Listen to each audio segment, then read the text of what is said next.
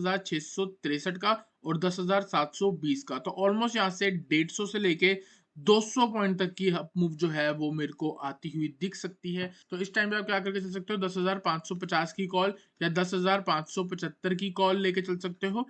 यहाँ से अगर ये 10,663 करती है 5-7 रुपए की चीज 80 रुपए तक या 100 रुपए तक आराम से जा सकती है। Hello everyone, welcome back to another video. इस वीडियो में बात करेंगे निफ्टी और बैंक निफ्टी के बारे में। गाइस, मंडे को एक्सपायरी है मिड कैप की, तो उसके बारे में बात करेंगे। Proper hero three trade setup बना के देंगे और मैंने 5 स्टॉक्स निकाले हैं जो कि हम नेक्स्ट वीक में फोकस कर सकते हैं उनमें बढ़िया ट्रेड के लिए। तो गाइस, वीडियो को स्टार्ट करते हैं। यहाँ पे सबसे पहले हम बात करने वाले हैं निफ्टी के बारे में। तो निफ्टी में तो सिंपल है, अगर आप देखोगे लास्ट टाइम हमको एक गिरावट देखने को मिली है और इस गिरावट के बाद यहाँ पे एक बाउंस दिखा और उसके बाद फिर एक और गिरावट आई है और फिर एक बाउंस दिखा। तो देखो यहाँ पे क्या चीज बन सकती है।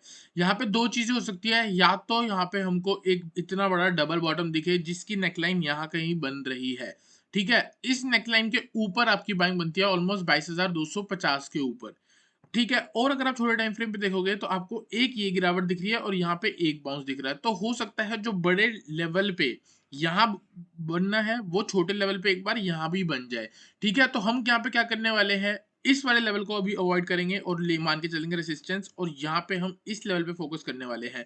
क्योंकि लेटेस्ट अगर आप देखोगे यहाँ पे मार्केट ने लो लगाया है, यहाँ पे अगर आप देखोगे एक हायर लो लगा है, लोअर लो नहीं लगा। तो मतलब मार्केट कहीं ना कहीं यहाँ सपोर्ट ले लिया। प्रीवियसली अगर आप देखोगे तो मार्केट ने पहले भी यहाँ पे सपोर्ट लिए थे। तो हो सकता है आपको यहाँ पे साइडवेज देके ऊपर ब्रेक देती है तो आपको ये वाली मूव जो है वो आप कैच करके चल सकते हो। अगर आप यहाँ पे मूव देखोगे कहीं ना कहीं 150 पॉइंट से लेकर 200 पॉइंट है और इतना काफी है इंट्राडे में अगर हमको मिल जाए तो, ठीक है। तो एक ट्रेड तो हमारा ये होगा। दूसरा ट्रेड अगर आप देखोगे इन्हीं लेवल्स के नीचे अगर मार्केट निकलती है मोटा मोटा 21,900 के नीचे अगर सस्टेन करती है तो हम शॉर्ट करके चल सकते हैं for the target of 21,850 and 21,800, ठीक है। अप साइड में हमको बाय करके चलना है 22,050 के ऊपर। 22,050 का लेवल ब्रेक होता है, फर्स्ट टारगेट हम 100 पॉइंट का लेंगे ऑलमोस्ट 22,150 और दूसरा टारगेट होगा हमारा 22,200 जो कि ये वाले हाइज है। ये वाले हाइज अपने आप में रेसिस्टेंस है, इसके ऊपर ब्रेक होगा तो यहाँ पे आप देख सकते हो इधर भी रेसिस्टेंस है, तो कहीं ना कहीं इसके ऊपर हम ट्रैप हो सकते हैं, ठीक है। तो अभी हम इस लेवल के ऊपर बाय करने के बारे में हम बिल्कुल नहीं सोचेंगे, ये हमारा रेसिस्टेंस ही रहेगा। अगर मार्केट यहाँ पहुंचेगी तो हम कहीं ना कहीं शॉर्ट करके चलेंगे, क्योंकि ये रेसिस्टेंस ब्रेक होती है तो बिल्कुल 50 पॉइंट आगे दूसरी रेसिस्टेंस है, तो कहीं ना कहीं वहां कहीं से सेल का सेटअप बन सकता है। तो यहाँ पे 22,050 के ऊपर आपको बाय करना है, टारगेट होगा 22,150 and 22,200। On the down side 21,900 के नीचे आपको शॉर्ट करना है, टारगेट होगा 21,850 और 21,800। इस रेंज के अंदर या तो आप मार्केट को अवॉइड करो या छोटे मोटे ट्रेड लेके चल सकते हो, और जो भी इसके बीच में ट्रेड बनेगा वो आपको टेलीग्राम पे मिल जाएगा, डिस्क्रिप्शन में आपको उसका लिंक मिल जाएगा। तो गाइस, आई होप आपको निफ्टी एनालिसिस क्लियर हुआ हो। जल्दी से चलते हैं बैंक निफ्टी में। बैंक निफ्टी में अगर आप देखोगे तो कहीं ना कहीं जो है मार्केट अभी भी लोअर लो की फॉर्मेशन लगा रही है, लेकिन मेरे को लग रहा है कहीं ना कहीं यहाँ पे जो है सपोर्ट लेती हुई दिख रही है। और जैसे मैंने बोला था कि कहीं ना कहीं 46,500 के आसपास सपोर्ट मिल सकता है। पहले भी हमको यहाँ से बाउंस देखने को मिला, फिर यहाँ कहीं से बाउंस देखने को मिला और उसके बाद अगर आप देखोगे ऑलमोस्ट उसी के नीचे आके सस्टेन कर रहा है और अभी भी नेगेटिव सेंटीमेंट थोड़ा घटता हुआ दिख रहा है। तो यहाँ पे सिंपल है, आपको दो एरो दिख रहे हैं, इसी एरोस को आपने फॉलो करना है। जो लेटेस्ट रेजिस्टेंस है, मतलब ये फ्राइडे है तो ये थर्सडे के लोस के आसपास, तो 46,725 के ऊपर अगर इंडेक्स निकलता है स्ट्रेट अप मूव आ सकती है for the target of 47,000 and 47,200। आजकल मार्केट वॉलेटाइल है, आपको सीधा 100-200 पॉइंट तो बिल्कुल मैं 100, 200, 300, 400 पॉइंट स्ट्रेट मिल सकते हैं। आप देख सकते हो यहाँ पे कितनी क्विकली ऊपर जाती है और कितनी क्विकली नीचे आई है। तो ये वो वाला जोन है जहाँ पे मार्केट क्विकली मूव कर सकती है। ऑन द डाउन साइड अगर मार्केट 46,300 ब्रेक करती है हम शॉर्ट करके चल सकते हैं। मोटा मोटा 46,000 जो है आराम से नीचे लेवल बन सकता है। यहाँ पे आप देख सकते हो मार्केट ने क्विकली रिएक्ट करा था तो इसके नीचे भी क्विकली रिएक्ट करेगी, और इधर जो है यहाँ पे कहीं ना कहीं साइडवेज देखने को मिल रही है, तो हो सकता है इस रेंज में 400 पॉइंट की रेंज में साइडवेज होगी। तो 400 पॉइंट की रेंज में आपको कैसे ट्रेड करना है, अगर मार्केट नीचे आ रही है यहाँ कहीं पे आप बाय करके चल सकते हो, नीचे स्टॉप लॉस लगा सकते हो, थोड़ी बहुत बाउंस मारेगी आप एग्जिट कर दो।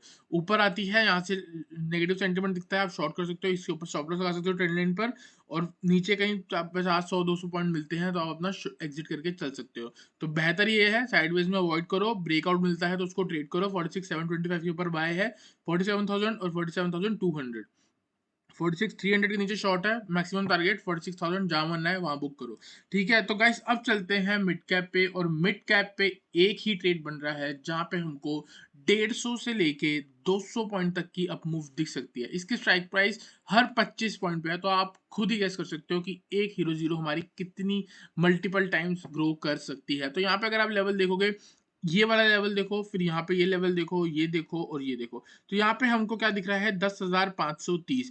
अगर इंडेक्स 10,530 के ऊपर निकलता है, सस्टेन करता है, स्ट्रेट टारगेट, स्ट्रेट फॉल आई थी, सीधा स्ट्रेट टारगेट होगा आपका 10,663 का और 10,720 का। तो ऑलमोस्ट यहाँ से 150 से लेके 200 पॉइंट तक की अप मूव जो है वो मेरे को आती हुई दिख सकती है। तो अगर इंडेक्स 10,530 के ऊपर सस्टेन होता है तो आप बाय करके चल सकते हो। इसके नीचे अगर आप देखोगे तो काफी ज्यादा वॉलेटाइल है और देखा रहे तो बड़े लेवल पे एक साइडवेज मोमेंटम चल रहा है। नीचे से अगर आप देखोगे यहाँ पे लो लगा है और यहाँ पे एक हायर लो लगा है।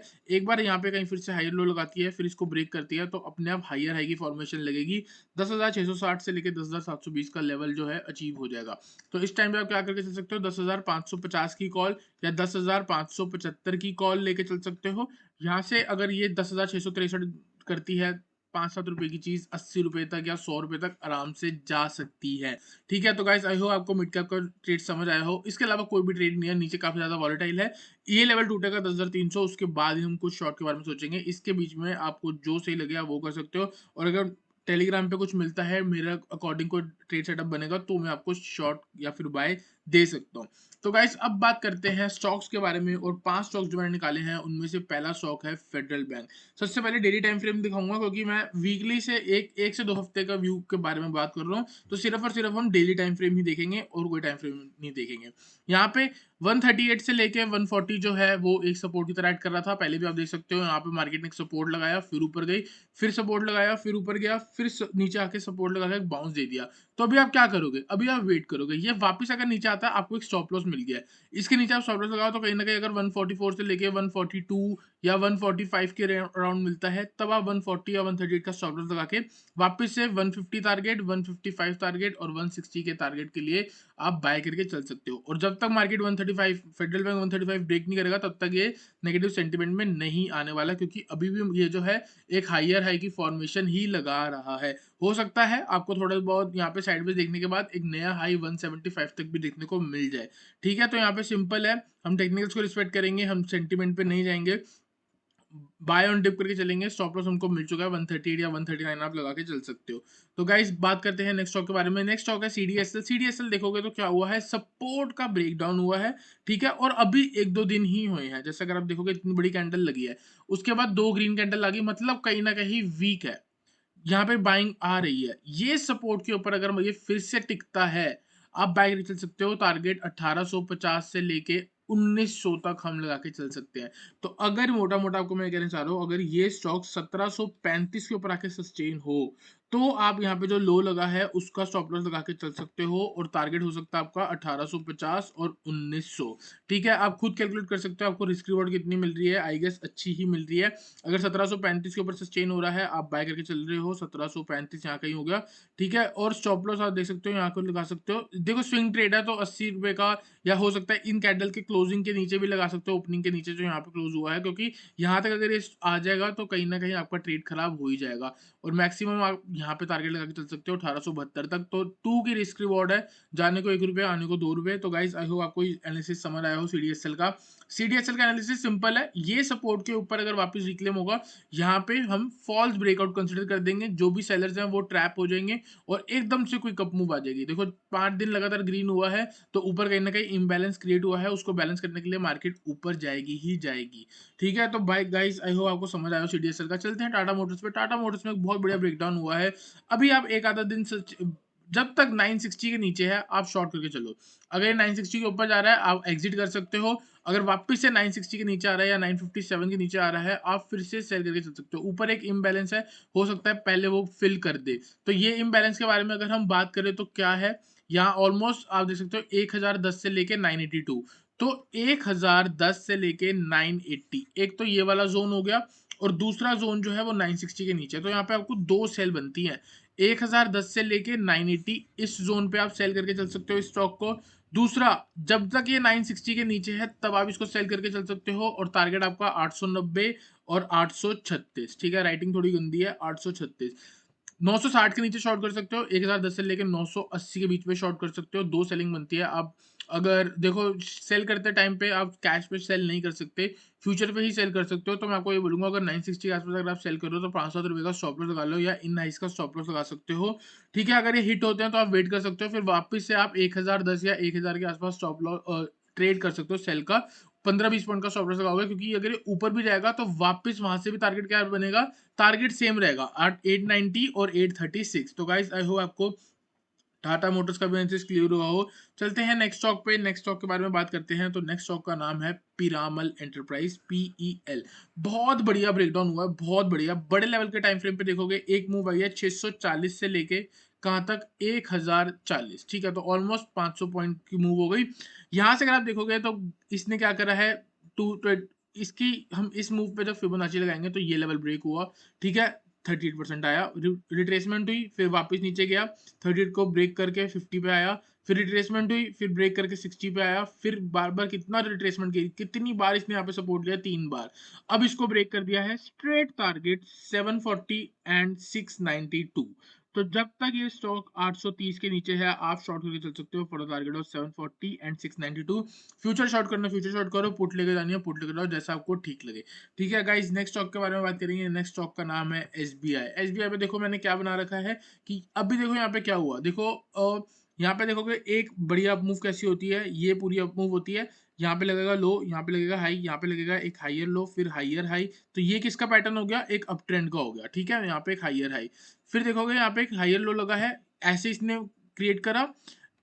अब क्या होता है, अगर मार्केट यहाँ पे आती है हाइयर लो, ठीक है, तो उसके बाद बनता है यहाँ पे एक हाइयर हाई बना होता है, और फिर मार्केट ऊपर जाती है, यहाँ पे क्या क्रिएट करती है? लोअर हाई, फिर ब्रेक करती है, तो यहाँ पे क्या बनता है? लोअर हाई, और ये ऐसे टर्न होता है डाउन ट्रेंड में।